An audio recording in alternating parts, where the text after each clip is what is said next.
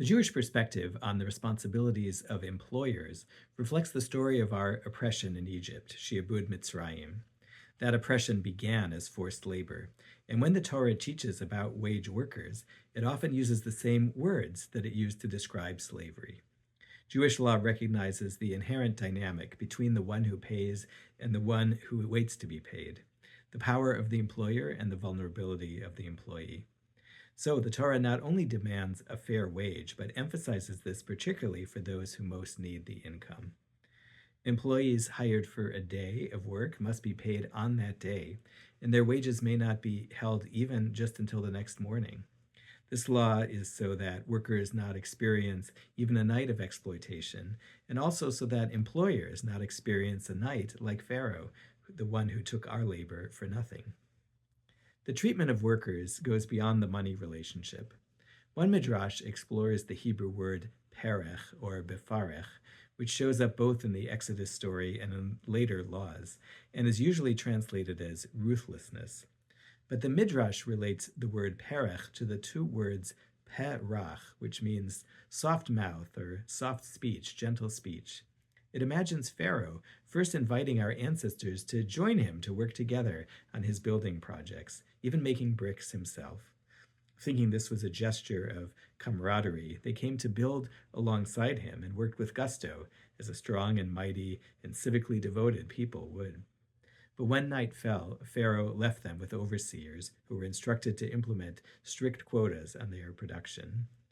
The pose of solidarity and graciousness in the Midrash is an injury on top of the material exploitation. So employers are charged to be careful how they speak and how they relate to workers, not to mislead about intentions or insinuate promises or offers or relationships they do not intend to honor.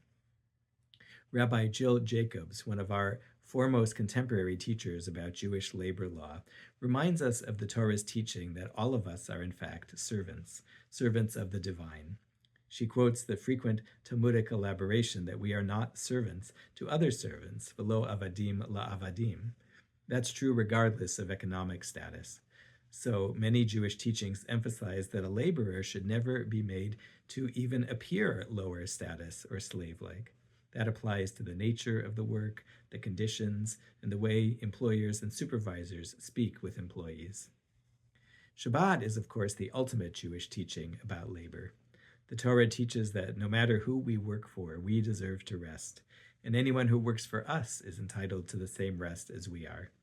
This is a matter of justice, again recalling the unceasing work imposed on us as slaves in Egypt, and even in our prayers we say that Shabbat is Zecher Litziat Mitzrayim. It's a memory of going out from Mitzrayim, from Egypt.